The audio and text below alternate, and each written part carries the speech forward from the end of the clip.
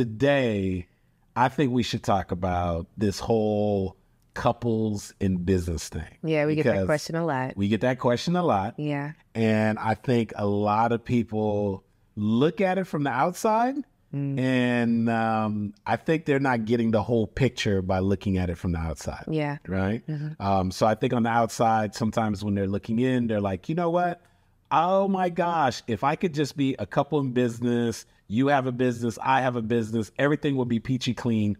What do you think about that? Well, you know, most of the women that I work with, they want to be a part of a power couple. They want to build an empire together. And they often don't know what really goes into that, right? The behind the scenes. So I think we should pull back the curtain of what that really looks like. So pull back the scenes. So here's something that I remembered specifically. I was at an event and there's a guy that was waiting off at the corner. And when I was done speaking, he came up to me and he was sort of looking a little bit sad and somber. And I was like, what's going on? And he said, man, you got something special. I was like, what? He was like, man, every time I see you and your wife on social media, I see you out, your wife is always there. She's supporting you. She's making things happen. I see you supporting her at her events. I see her supporting you at your events. And he was like, I just wish I had that in my marriage. And you could really, really tell that he was in a super comparison mode. But as he was saying that, it made me realize that like relationships are all going to look very different. And so I asked him, well, what are you doing? So he's an entrepreneur. He also was launching a speaking and coaching business. And I asked him the question, I said, well, when you're out doing your stuff, where's your wife?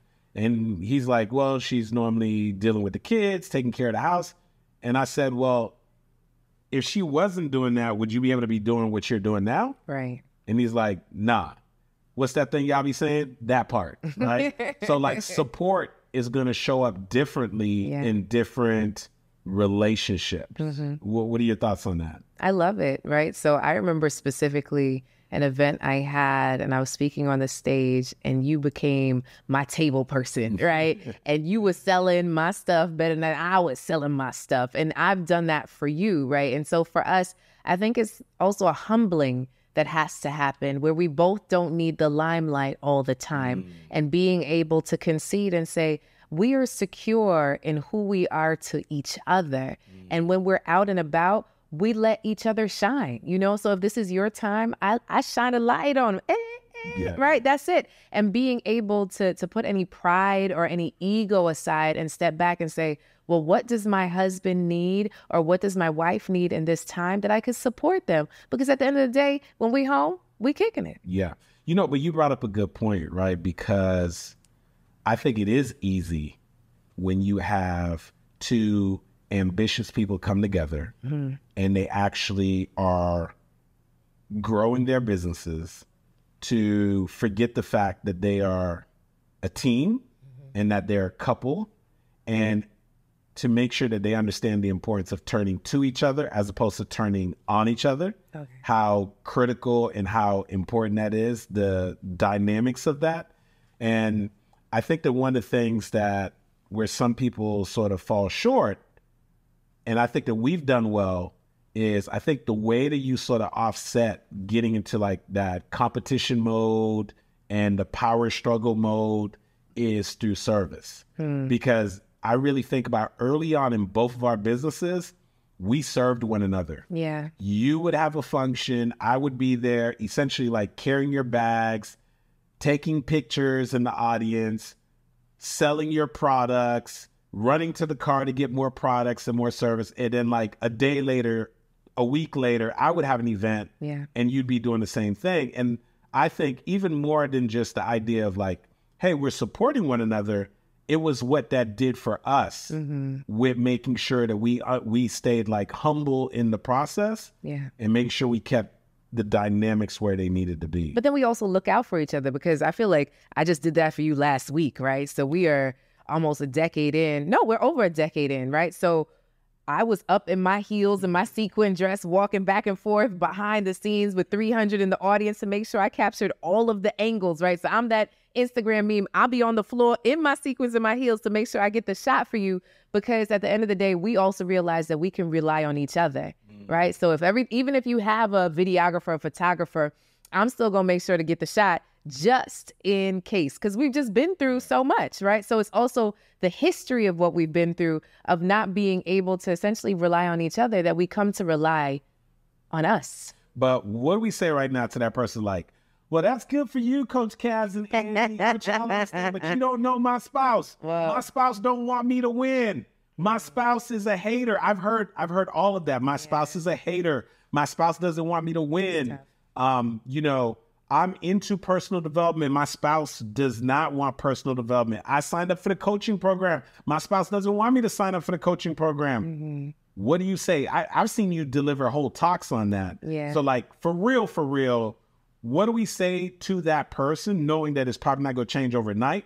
But like, what are some things that we could share with that person to be like, you don't understand my spouse? So the first thing is you have to enroll them in the vision, right? How do you include them in the vision? Don't say, okay, this is what I'm doing. This is what I'm going to do. You take care of these kids. I'll be back. It's all about me. No. When I do this as a family, we can do this. When I do that as a family with you and I, we can do this.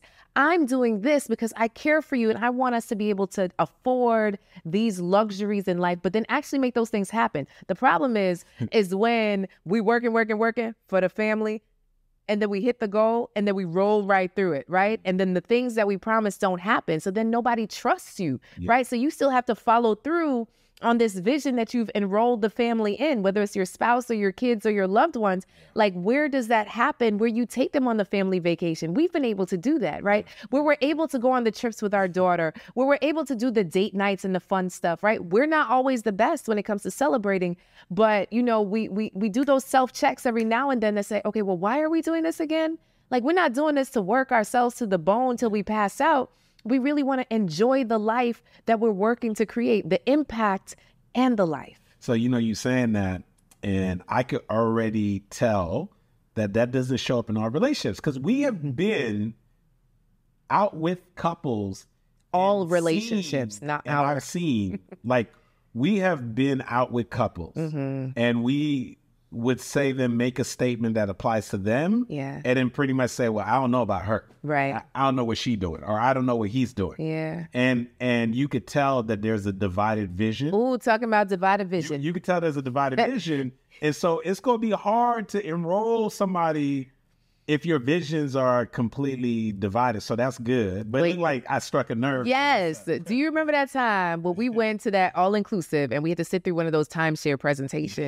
Yes. And we made a pact that we were going to come in, say no, and leave because we just wanted the free thing. This is back when we were like starting out dating, right? And I remember getting really enticed in this sales presentation. You started falling for the sales pitch. I did. They were talking about Tahiti. I always wanted to go to Tahiti, you know? You were like, ooh, maybe we should do this. Oh, we can go to Tahiti. No blackout dates. Right. And I'm kicking you under the table like, girl, stick to the script. We said we are not signing up. And it came to a point where you said, I don't know about her, but the answer is no for me. I started crying. Yes, you did. Yes, you did. What happened to the vision? I thought we was together. That was the one time in our relationship where I felt divided. Right. I was just like, I don't like this. We came in with a plan. What happened here? And that was a very bad day for me. Yeah. But you know what? I think there was a lesson, because me repeating it now makes me see how heavy and how sharp those words were, right? And it also was some backlash happening, because we went in with a game plan. Right. And when you started asking more questions to the salesperson over the whole timeshare, I felt betrayed, right? Because we went in there saying, we're not buying this. Right. We went in there saying, we're going to go through this timeshare presentation so we could go to this other resort and go enjoy it. Yeah. And now I felt betrayed. So in the middle of the presentation, I betrayed you. Yeah. And basically was like, here's the line. Yeah. No for me, I don't know about her, which then makes you feel isolated. And that ended up being, it took us a couple hours to rebound from that. That was rough. And that is so good that you thought of that, because that was the classic thing of like, we had a shared vision. We did not maintain the shared vision. I felt abandoned. So then I abandoned you. Yeah. And then we had to use the next couple of hours on our vacation to recover from the energy of not only the presentation, but also the division that happened between us during that presentation. Exactly. Right? And that's why I definitely do have the rule of none of that on vacation. Yeah, none of that. Right. We always, fun is mandatory. Are you talking about going through a timeshare presentation? Well, you know, the timeshare presentation, but remember, I also have a rule about there's no bad vibes on vacation. Like I paid for this. So there are no bad vibes. So it was on top of that. It's like, why do I have bad vibes on my vacation? So that's the extra vision that I had on the side, right? Yeah. Like you were just coming into that vision because we were dating, right? So you didn't know that that's a rule that I have. So then there's hidden rules that we have in and of ourselves that we don't always. Unspoken expectations. Unspoken expectations. Which is when we have an opportunity to speak to other couples, either couples that are struggling in their relationship, couples that are a little newer in their relationship, we find that one of the number one hidden things is unspoken expectations. And even for us till this day, when there is a rift, a lot of times someone had an expectation and that expectation was not voiced, not disclosed, but we were holding the other person to that expectation. And that creates issues every time. But that's the thing in many couples too, right? Like you thought you said it. It was in your mind. You didn't say those words. I had the conversation. How many times have we had conversations with ourselves and be like, I didn't tell you that? Like, no. I could have, like, I thought for sure that I told you that. You didn't tell me. So we just talked about now what the unspoken expectations. Now, what do you think is the other thing that for those couples who are trying to figure it out, like we want to be a power couple, we want to get this together. Coach Cass, Andy, you don't understand. You don't understand. You don't understand. She don't want me to win. He don't want me to win. My wife's a hater. So one you said was that you got to try to enroll them. It has to be a shared vision. Yes. Because obviously we learned that when you don't have a shared vision, there's an issue. What is the other thing to that person that we need to say that, like, look, they don't want me to win? Matter of fact, okay, I'll throw that at you, but I think I got one also. Okay, so one of the things that's coming up for me is to find out what's important to them. We don't spend enough time listening in to our spouse. Most of the time we're talking at instead of talking to. So how do you spend the time to say, you know what, babe, what do you desire? And when you get down to the heart of it, most of the time they just want more time with you. They just want to connect. They want shared experiences. So then you use that and you weave that into the shared vision that you have to say, okay, well, let's create this life together. Here's your part. Here's my part. Here's where we take turns. Here's what we hire, right? Because a lot of this also, right, is there still a household to be run? Yeah. And there's often unsaid, unspoken expectations of who's taking care of what. So is there some things that need to be outsourced in order for this to happen? Because most of the time, it falls on one person. But you said something that was really good, and that is what's important to the other person. So I even think about this. I rarely sit down and watch television or watch sports and so forth. Yeah. And to be quite honest with you, another unspoken expectation, right, is the fact that in my brain, I'm like, I don't sit and play video games. I don't play sports. I don't play that. So when I do want to watch something, I'm like, I should get no riff because I'm not that dude. But unspoken sort of like, or getting a better idea of what's important to the person, you know that I care about FSU football. Right? FSU football. And you're not really into football, but what has always been a big thing for me is the fact that when I have asked you in the past to watch a football game, and sometimes you complied, sometimes you didn't, but the times you did comply, put on the shirt. Reason why, and you put on the FSU shirt, even though you graduated from FIU. Yes. The reason why that was huge because there was something that was meaningful for me beyond just FSU football. It's the fact that I was engaging in something that was important to me with someone that was important to me. No. You follow me? So it was like, it's not only am I watching the FSU game, but the only thing that could be better than me enjoying an FSU game is me enjoying the FSU game with you, right? With my wife, right? With someone I enjoy their company. But if I don't voice that or don't communicate that, or you're not clear what's important to me, you would dismiss it to just, and this is what happens to couples all the time. Right. It's a football game and I don't watch football. So why do you want me to watch football? Right. Right. It can be vice versa. It can be something that you care about. And I'm like, well, I don't want to watch a matchmaker show. Right. Yeah. Why do I want? But it's something that's important to you. Yeah. And you just want to be able to share it with me. I think that's another huge important lesson that you brought up, which is, how'd you say it? Find out what's important to them. Yeah. I think that if enough couples took the time to find out what was important and viewed the lens of some of the requests through that lens, Yeah. there'd be a lot less rift. Oh, that's really sweet. Right. So we covered two. Let's drop one more. You got Let's it? drop one more. You got the third one. So, the third one, oh my gosh, she came to me a little bit earlier. And the third one, I'm trying to figure out when they're like, oh, here's the thing. When they're like, but you don't understand. My husband doesn't want me to win. Or you don't understand. My wife is a hater. Or my husband is a hater. First of all, I do not think that anyone's husband or wife is a hater. Okay. What I believe is that there is some unexpressed fear or concern. Yeah. Right?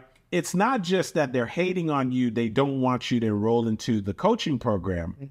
It's the fear of, what is this coaching program going to cost? Ooh. Are you going to get a return on this investment? Amen. Reflecting back on, what about the other things you paid for that didn't necessarily work out? Can we afford this? Yes. Right? And I feel like when someone says, no, I don't want you doing it, or they shut it down, it's really, they're saying no, not to the person or to the opportunity. They're saying no because they're operating from a place of fear.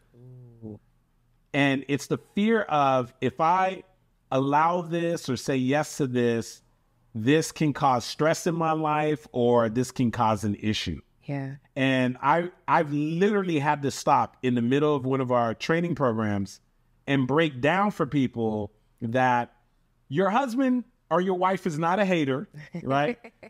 They don't hate you. Yeah. It's not that they don't want you to win. They're fearful. Yeah. You're seeing this opportunity and all that comes with it. They do not. And that's why people who are great at sales, like even back to that timeshare example, they always want to make sure the husband and spouse are there, because they want both people to see the opportunity so that they can make an informed decision. Because if you don't, the average person is just going to say, how much is it? Right. And shut it down.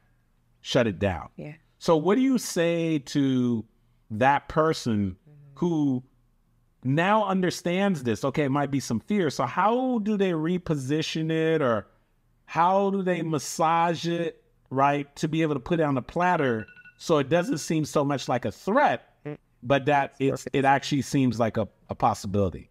So in order for it to seem like a possibility, I think a part of it is that you invite the spouse in to look at the opportunity together. So do you rewatch the conference? Do you rewatch the presentation? Do you meet with the person putting on the program to have them explain it, right? Because when you're not there, like for the Real Love Network, right, I have an amazing community. One lady said, well, I'm going to dinner with my girlfriend, so I'm going to talk about it with her, and then I'll call you back. I was like, your girlfriend going to say, don't join, right? Like, it's real simple, right? Like, you can't have somebody outside the room dictate what you're going to do. But I understand when it's your spouse that you're tethered to, right? Your spouse that you're tethered to.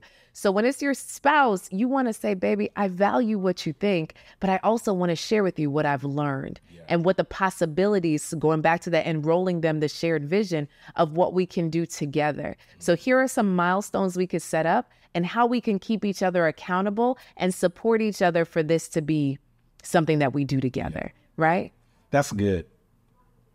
One of the things that I would also add is attaching it to you. So here's the thing. If you just shared something with me, it's one thing. It's another thing when you remind me, hey, babe, do you love me? Do you believe in me? Do you believe in my vision? If you do, I know that this is something that But you said they were a hater. No, but listen to what I'm saying. If a person feels like their spouse is a hater, But if you could redirect their focus off of the opportunity and back to the spouse that we know they love, right? Yeah. And get them to remember, like, do you love me? Yes. Do you believe in my vision? Yes. If you do, I'm saying to you that even though you may not clearly see this, I'm telling you as your spouse that you love, that I need this and I need your support in this. Because then you're taking their focus off of the opportunity and putting it back on the thing that you know they love. They may not love the opportunity, but they love you. And I think that's another way that you can go ahead and sort of present it. Yeah, but I definitely, as somebody, if you've been a husband that's been spending all my money and doing all these things that ain't working out, I'm still going to need some parameters on this. That's right. You know what I'm saying? I love you. You got to produce. Right. You got to put in the work. Exactly. But you can't quit it. I love this, and I hope it created some value for some people who are tuning in. So I got to say this. Like, if you are one of those individuals, you are working on, like, strengthening your relationship, and you're feeling like there's a power dynamic, you can be a power couple, but you got to put in the work. Great job, Coach Cass. I love you. I love it. I love you too.